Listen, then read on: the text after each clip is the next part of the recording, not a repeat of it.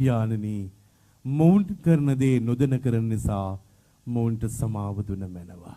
ආදරේ උත්තරීතරත්වයට ආවා. එහෙනම් අද ගෙදර ගිහිල්ලා සමාව දෙන්න.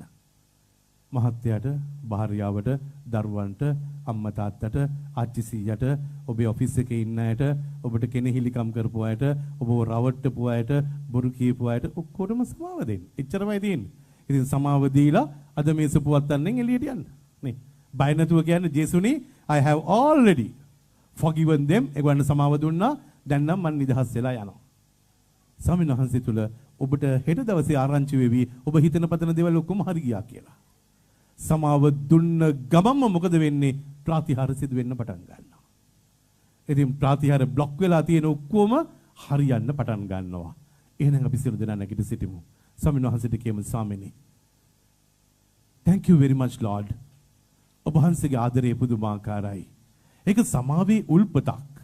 ඒ නිසා ඔබ වහන්සේ තුල යැපිලා තියෙන්නේ ඔබ වහන්සේ තුල ආදරය කරන්නේ මේ විශ්වය බලා ගන්න. So God has called you to take care of this world. මේ පොළොව තලේ බලා ගන්න. තුත්තිරි ගහත් බලා ගන්න. මාළු ටිකත් බලා ගන්න. ගස්කොලන් ටිකත් බලා ගන්න. මිනිසුන්වත් බලා ගන්න. බල්ලපූසවත් බලා ගන්න. නේ. බලා ගන්න තමයි ඔබට ආදරෙන් ඇරයුම් කරලා තියෙන්නේ. නේ. ආදරෙන් ඇරයුම් කරලා තියෙන්නේ බලා ගන්න. Just close your eyes.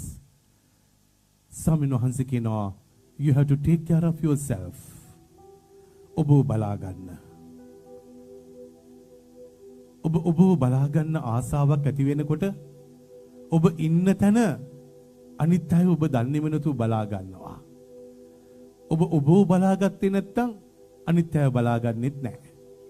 ඔබට ආදරය කරේ නැත්නම් අනිත් අයට ආදරය කරන්නෙත් නැහැ. ඔබ අනිත් අයව ආරක්ෂා කරන්නේ නැහැ. ඔබ ආරක්ෂා කරේ නැත්නම් ඔබ දියුණුුනේ නැත්නම් මිනිස්සුන්ව දියුණු කරන්නේ නැහැ. මොකද ඔබ දන්නේ නැහැ දියුණුව කියන්නේ මොකක්ද කියලා. ආර්ථික වර්ධනය කියන්නේ මොකක්ද කියලා දන්නේ නැහැ. සමාජීය වර්ධනය කියලා මොකක්ද කියලා දන්නේ නැහැ. එනම් ස්වාමීන් වහන්සේට කියන්නේ ස්වාමීනි ඔබ වහන්සේගේ දේව ආශිර්වාදය තුල අද මේ මධ්‍යහනේ ආශිර්වාද කරන්න. දහස් සංඛ්‍යාදී දහම් පාසල් ගුරුවරු අද මේ භූමියේ